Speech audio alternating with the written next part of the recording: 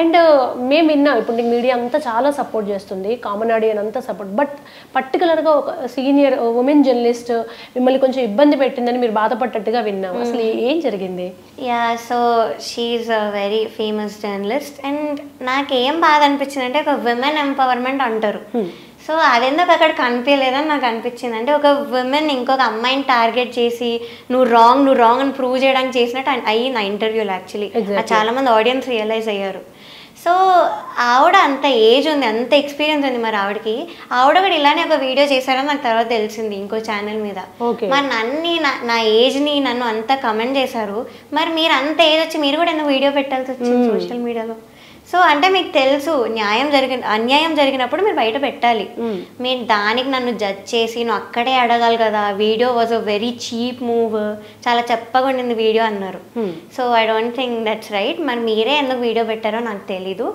And ఒక women ఇంకొక అమ్మాయిని అలా టార్గెట్ చేసి రాంగ్ ప్రూవ్ చేయడానికి ట్రై చేయడం is very wrong. Exactly, pain అనేది పెయిన్ అంతే, అది ఏదో ఒక మాధ్యమంలో చెప్పాల్సి సంబంధం లేదు కదా. అండ్ ఈ ఏజ్ లో ఇంకా పెయిన్ ఉంటుంది. ఇప్పుడు ఒక 45 years 50 years ఉంటేనే స్టేబుల్గా ఉండలేము. అట్లాంటిది 19 years ఒక అమ్మాయి హర్ట్ అయింది. ఫస్ట్ అదే విందాం తన బాధ అనుకోవాలి ఫస్ట్. అయితే ఏదేమైనా పక్కన పెడితే అమ్మ నీకు ఏమైనా చెప్పు తల్లి అని చెప్పుకొని ఇవ్వాలి. అసలు మాట్లాడనివ్వలేదు అని మీరు చాలా ఒపీనియన్స్ చెప్పొచ్చు, నేను తప్ప అనుకోవట్లేదు. కానీ నన్ను మాట్లాడనివ్వకుండా మీ ఒపీనియన్స్ నా మీద రుద్దేసి I think that's very wrong. But చాలా స్ట్రాంగ్ ఉన్నావు నువ్వు, మాత్రం చాలా స్ట్రాంగ్ ఉన్నావు అసలు. అంతే, ఇంకా I'm use to that. So ఇంకా నేను నా పాయింట్ మీద ఉంటాను. మీరు ఎంతైనా నన్ను డిస్ట్రాక్ట్ చేయండి, ఏమైనా చేయండి, మీరు నన్ను ఎంత ప్రూవ్ చేయడానికి రాంగ్ అని ప్రూవ్ చేయడానికి ట్రై చేసినా నేను తప్పను, నేను నా మాట మీద ఉంటాను. ఓకే. అండ్ ఇంకొకటి ఎలా అంటే మనం ఒకరు బాధపడితే, ముఖ్యంగా అమ్మాయిలు బాధపడితే కామన్ ఆడియనే ఇంత ఎంకరేజ్ చేస్తున్నప్పుడు ఒక జర్నలిస్ట్ పొజిషన్లో ఉంటే మేము చాలా నేర్చుకొని వస్తాం. అన్యాయం జరిగితే ఎదుటి వాళ్ళు ఎంతటి వాళ్ళైనా పక్షపాతానికి వ్యతిరేకంగా మన వాళ్ళు ఉన్నా కూడా న్యాయం వైపు నిలబడాలని మాకు నేర్పిస్తారు యాజ్ ఎ జర్నలిస్ట్గా. అలాంటప్పుడు ఏదైనా కానీ నిజమేంటో తెలుసుకోవాలి, న్యూట్రల్గా కూర్చోగలగాలి. అలా కూర్చోకుండా నేను ముందే ఒక స్టాండ్ తోటో ఒక ఫేవరెటిజం తోటో కూర్చుంటే నిజంగా సమాజానికి చాలా రాంగ్ వెళ్తుంది ఎప్పుడైనా కూడా. అది యాజ్ ఎ జర్నలిస్ట్గా నాకు తెలుసు, ఎవరు అలా చేయొద్దు. ఎందుకంటే మీలాంటి వాళ్ళందరి నోరు నొక్కే పడితే రేపు తప్పే కరెక్ట్గా వెళ్తుంది. ఎక్కడో చోట ఎవరో ఒకరు ఫుల్ స్టాప్ పెట్టాలి. ఇప్పుడు బేబీ ఇందులో జరుగుతుందని నువ్వు వచ్చావు ముందుకి, అది నీ కెరీర్ని నువ్వు సాక్రిఫైస్ చేస్తావు, తెలుస్తుంది నువ్వు భయపడ్డావు. చాలా మంది ఏమన్నారు, ఎందుకు ప్రవస్థను పాటలు వదులుకోవడం అవసరం లేదు, నిన్ను ఎవరు అలా చేయరు, ఎవరు తొక్కరు అన్నారు. బట్ ఇప్పుడు జరుగుతుందంతా చూస్తే అదే, పాటలు రాకుండానే ఒక వర్గం అంతా.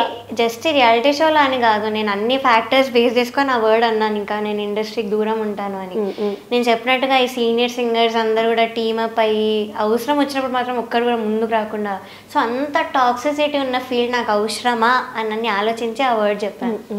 ఇది మాత్రం నిజమే ప్రవస్థ. అంటే నేను కొంచెం ఓపెన్గానే చెప్తున్నా. మిగతా సొసైటీలో ఎవరికైనా కష్టం వస్తే ఒక కాకి కష్టం వచ్చినా చివరికి 10 కాకులు వస్తాయి. కానీ ఎందుకు ఇండస్ట్రీలో ఒక ఐకమత్యం ఉండదంటే వాళ్ళ భయం ఉంటుందేమో, నేను ముందుకు వస్తే నాకు ఆఫర్ రాదేమో. డెఫినెట్లీ ఉంటుంది, అది ఉంటుంది కదా. దాని మీద ఐ కాంట్ బ్లేమ్ దెమ్. కానీ అందరూ ఐక్యంగా ఉంటే ఎవరికి ప్రాబ్లం రాదు కదా. ఇప్పుడు సింగర్ కష్టం వస్తే సింగర్స్ అంతా ఒకటైనప్పుడు ఎవరో ఒక సింగర్తో అయితే పాడించుకోవాలి. సో ఒక దశలో కొన్ని రోజులు పని ఉంటుందేమో, బట్ మనం స్టాండ్ నిలబడదాము తోటి సింగర్ కానీ ఒక ఐకమత్యం మిస్ అవ్వడం చాలా అందరూ బాధపడుతున్నారు. నువ్వు అమ్మ వాళ్ళు ఏమన్నా అన్నారా ఇదంతా అవసరం లేదులే అని? అంటే యాక్చువల్లీ వీడియో పెట్టకముందు అయితే నన్ను ఆపడానికి ట్రై చేశారు. బికాజ్ ఇలా అన్న you're going against powerful people, so నువ్వు పెట్టినా కూడా నేను నమ్మరు, నువ్వు ఎంత చెప్పుకున్నా నేను నమ్మరు, నీ ఏజ్ చూస్తారు ముందే చెప్పారు మా మదర్. కానీ నేను ఆగలేదు, బికాజ్ పెయిన్ అంత ఘోరంగా ఉండింది నాకు. సో నేను ఆగలేదు, నేను వీడియో పెట్టేశాను. But now they very proud of me. చాలా మంది సపోర్ట్ చేయడం కానీ చాలా మంచిగా మాట్లాడడం జరిగింది. కొంతమంది old people from other foreign countries వాళ్ళు కాల్ చేసి మాట్లాడడం కానీ, కొంతమంది హీరోస్ వాళ్ళ మదర్స్ కాల్ చేయడం కానీ. సో ఇవన్నీ వచ్చాక okay, they are also realizing. And మా మదర్ నా పెయిన్ చూసారు throughout the season, she saw the pain. అందుకే ఆ స్టేజ్ మీద కూడా రావడం జరిగింది. ఇది వేరేలా కన్వే అయింది యాక్చువల్లీ జనాలు. అన్నారు కదా అమ్మ కొంచెం గట్టిగా మాట్లాడింది అని అన్నారు. సో ఏం మాట్లాడలేదు, షీ వాజ్ క్రయింగ్, ఎమోషనల్ అయ్యి ఇక్కడి నుంచి వెళ్ళిపోదామన్న చేయి పట్టుకొని తీసుకెళ్తుంటే నన్ను లాగారు వెనక్కి చరణ్ సార్. లాగే లేదు షూటింగ్ ఎవ్వరు కూడా ఇక్కడి నుంచి కదలరు అని చెప్పి మా మదర్ని పంపించేశారు అక్కడి నుంచి. వెళ్తున్నప్పుడు మా మదర్ ఏమన్నారంటే అంత అన్యాయం జరిగింది ఇక్కడ అని అన్నారు. అది మ్యామ్ ఏంటో మోసగత్తే అనింది వాళ్ళ మదర్ అది అన్నారు. నేను ఫుటేజ్ కూడా అడిగా, అంత ప్రూఫ్ ఉంటే మరి ఫుటేజ్ రిలీజ్ చేయండి, విత్ అన్ఎడిటెడ్ ఫుటేజ్ రిలీజ్ చేయండి అని కూడా అడిగా. మరి ఇప్పటివరకు ఏం రాలేదు. సో అలా ఎందుకు అలా మోసగత్తే మా మదర్ ఎందుకు అంటుంది అంత పెద్దవాడిని పట్టుకొని? అండ్ మీ అమ్మగారు ఎమోషనల్ అర్థమైంది. విశ్వనాథ్ గారి వీడియోలో కూడా మిమ్మల్ని విశ్వనాథ్ గారి దగ్గర తీసుకుంటుంటే ఏడుస్తూనే ఉన్నారు వెనకాల. ఎమోషనల్ అవుతుంది. సో ఎమోషనల్ గా ఉన్న వాళ్ళు ఆ టైంలో వాళ్ళ అమ్మాయి కొంచెం అయినప్పుడు పిలిచి కాస్త లేదండి ఏ మదర్కైనా ఉంటుంది, అంత అన్యాయం చేసి మీరు ఎంత టార్చర్ పెట్టి ఇన్ని మంత్స్ అంత ఘోరంగా రీజన్ లేకుండా తీస్తారంటే ఏ మదర్కైనా ఎమోషనల్ అవ్వడం కానీ ఇవన్నీ అవుతాయి. సో అన్యాయం అన్న వర్డ్ అయితే మా మదర్ వాడింది నేను పక్కా చెప్తాను.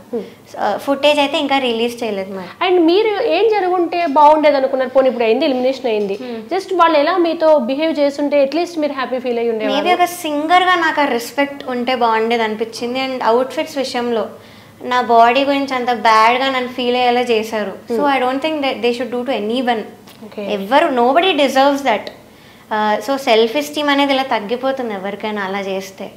సో నా హెల్త్ ప్రాబ్లం, నాకు పీసీఓడి ఉంది. సో దానివల్ల నేను కొంచెం ఇలా ఉండడం జరిగింది. సో అవన్నీ నాకు తెలుసు హౌ మచ్ పెయిన్. అసలు అది మ్యాటరే కాదు. మీ గాత్రం ఎంత బ్యూటిఫుల్. కల్పన గారు ఒకప్పుడు సేమ్ ఇలా ఫీల్ అయ్యే తన లైఫ్లో ఒక స్ట్రాంగ్ డెసిషన్కి వచ్చి ఎంత గొప్ప సింగర్ తను అసలు. బాలు గారు 6 ప్యాక్. అలానే బాలు గారిని ఎవరైనా ఏమనంటే మనం ఎవరైనా ఊరుకుంటామా? బాలు గారు మనకు అసలు మానవ స్వరూపంగా గంధర్వుడు అని మనం ఫీల్ అవుతాం. సో ఆయన డాన్స్ చేయాలి, మీరు ఎక్స్ప్రెషన్స్ ఇవ్వాలి అని అనగలుగుతాం. జనరేషన్ మారిపోయింది అన్నాను, ఒక పాయింట్ అంటున్నారు. ఇప్పుడు ఎవరు అలా లేరు. Stage appearance important. నువ్వు ఎంత బాగా ఇంటరాక్ట్ అవుతున్నావు, ఎంత డాన్స్ చేస్తున్నావు, ఎంత ఫేషియల్ ఎక్స్ప్రెషన్ ఇస్తున్నావు అనేది ఇంపార్టెంట్ అని అయితే నాతో వాళ్ళే చెప్పారు, డైరెక్షన్ డిపార్ట్మెంట్ వాళ్ళు. జనరేషన్ మారిపోయిందంటే ప్రవస్థ, నువ్వు బయట ప్రోగ్రామ్స్కి వెళ్తావు కదా, పార్టీ అడుగుతారు తప్ప ఇవన్నీ అడుగుతారా common audience? They just ask me for songs, వాళ్ళ ఫేవరెట్ సాంగ్స్ అడుగుతారు అంతేగాని నువ్వు ఇలా డాన్స్ చేయని అయితే ఎవరు చెప్పిన వాళ్ళు లేరు నాకు ఇప్పుడు. బ్యూటీకి మ్యూజిక్, అసలు ఆర్ట్కి బ్యూటీకి సంబంధం లేదు నాకు తెలిసి. అలా అయితే ఇవాళ ఉన్న టాప్ మోస్ట్ మ్యూజిక్ డైరెక్టర్స్, మనం ఆరాధ్య దేవుళ్ళుగా పూజించే సింగర్స్, ఆడవాళ్ళైనా మనం అసలు కలరు, లావు, హైట్ ఇవేం చూడంగా. తమిళ్లో నీకు ఐడియా ఉంటుంది, ఒక బ్లైండ్ సింగర్ ఉంటారు వైకం విజయలక్ష్మి గారు. ఇట్లా చేస్తే మరి ఇంకా ఎలా వచ్చేది బయటికి? ఇక్కడ తెలుగులోనే ఇలా ఉంది, నువ్వు తమిళ్లో చేసావు కదా, అక్కడ ఎలా ఉంటుంది వాతావరణం? తమిళ్లో నాకు ఎటువంటిది అయితే ఎప్పుడు జరగలేదు. ఇలా స్టేజ్ అపియరెన్స్ కానీ బాడీ షేమింగ్ అయితే అస్సలు జరగలేదు. నాకు తెలిసి అక్కడ కొంచెం ఇలాంటివి ఏం లేవని నాకు అనిపించింది. నేను 2 రియాలిటీ షోస్ చేసి అక్కడ కూడా. సో ఇలాంటివి అయితే ఎప్పుడు నాకు ఎక్స్పీరియన్స్ అవ్వలేదు.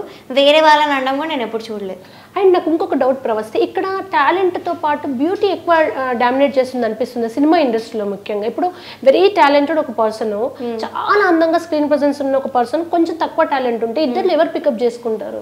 అందంగా వాళ్ళు వస్తారు, అది మాత్రం నేను చెప్తాను కాన్ఫిడెంట్గా. బికాస్ ఏమో అపియరెన్స్కి చాలా ఇంపార్టెన్స్ ఇస్తున్నారు ఫర్ సమ్ రీజన్ పెద్ద పెద్ద ప్లాట్ఫామ్స్లో కూడా. I don't know why, because వాళ్ళకంటే వేరే వాళ్ళు ఉన్నారు చాలా టాలెంటెడ్ ఉన్న వాళ్ళు, కానీ స్టేజ్ అపియరెన్స్ అని ఒక వర్డ్ వాడుతున్నారు బాగా. So I don't understand the actual reason behind it. అంటే ఐ డోంట్ నో వాళ్ళ క్యాలిక్యులేషన్స్ ఏంటో నాకు తెలియదు.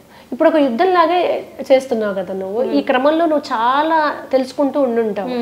అంటే సినిమా ఇండస్ట్రీలో ఉన్న వాళ్ళకు ఒక హిట్ వచ్చి అసలు కనుమరుగిపోయిన వాళ్ళు ఎంతమంది, బయట సినిమా ఇండస్ట్రీతో సంబంధం లేకుండా చాలా సక్సెస్ అయిన వాళ్ళని సినిమా ఇండస్ట్రీ బతిమాలు కొని తెచ్చుకున్న వాళ్ళు ఎంతమంది. ఇప్పుడు కొంతమంది ప్రైవేట్ సింగర్స్ ఉన్నారు, ఫోక్తో వాళ్ళు సక్సెస్ అయ్యాక ఆ గొంతు మా సినిమాలో ఉంటే చాలు అని పిలుచుకున్న వాళ్ళు ఉన్నారు.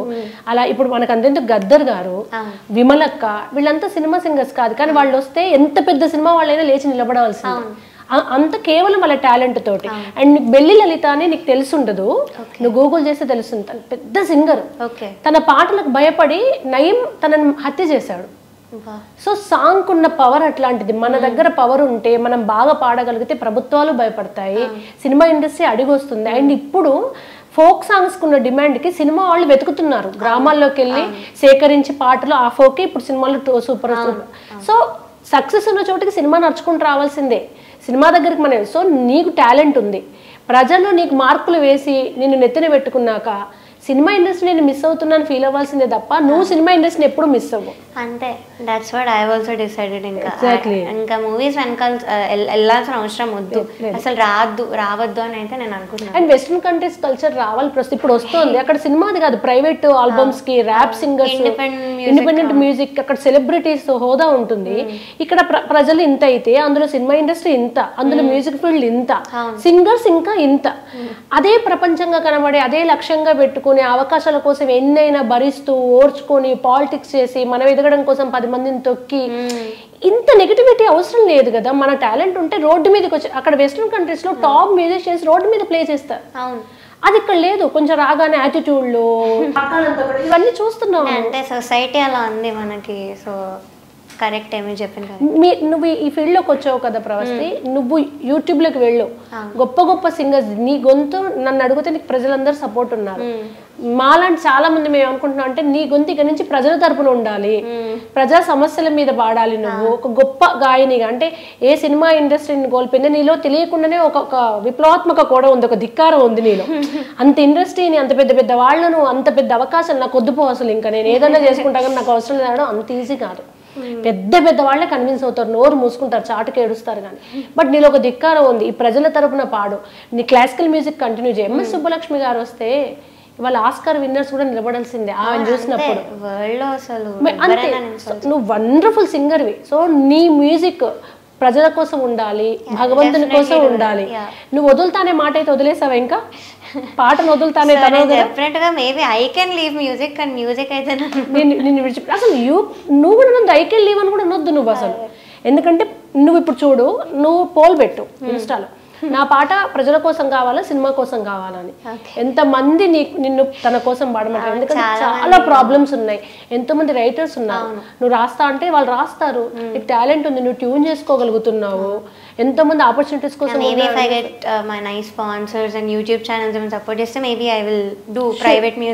ఎగ్జాక్ట్లీ, నువ్వు ఒక వెస్ట్రన్ కంట్రీస్ లో ఎలా అయితే వాళ్ళు ఎదుగుతారో ర్యాప్ సింగర్స్, ప్రైవేట్ మ్యూజిక్ వాళ్ళు ఇండివిజువల్ గా, ఇక్కడ కూడా కల్చర్ వచ్చింది. అసలు అవసరం లేదు అంటే ప్రవస్తిని అనవసరంగా వదులుకున్నావే అని రిగ్రెట్ అవ్వాలి తప్ప వదులుకున్న వాళ్ళు. అండ్ ఇప్పుడు ఈ డామినేషన్, చాలా డామినేషన్స్ ఉన్నాయి అంటారు కదా ఇండస్ట్రీలో. ఒకటేమో బ్యూటీ అవ్వనివ్వండి, ఒకటి క్యాస్ట్ అవ్వనివ్వండి, ఒకటి బ్యాక్గ్రౌండ్. ఇందులో ఏవి అన్నీ లేకపోవడం మైనస్ గా ఎప్పుడైనా ఫీల్ అయ్యావా నువ్వు? అంటే బ్యాక్గ్రౌండ్ లేదు, పెద్ద ఎకనామికల్ సపోర్ట్, అలా కొన్ని విషయాల్లో ఇప్పుడు ఐ మీన్ మొన్న కొంచెం ఫీల్ అయ్యాను, మేబీ ఇలా నాకు ఉండుంటే ఇలా అయ్యేది కాదేమో అని అనిపించింది. బట్ దెన్ ఐ రియలైజ్ లేదు, టాలెంట్ ఉంటే ఇవేం అవసరమే లేదు. సో అన్యాయం జరిగినా ఇప్పుడు నేను బయట పెట్టాను. సో నేను ఇంకా హార్డ్ వర్క్ చేసి ఇంకా ఇంప్రూవ్ అవుతుంటే టాలెంట్ అయితే ఎవరు ఆపలేరని అనిపించింది నాకు కూడా. సో అవి కొంతవరకే, ఆ పవర్స్ కానీ రికమెండేషన్స్ కానీ, దాని తర్వాత మాత్రం టాలెంటే పక్కా.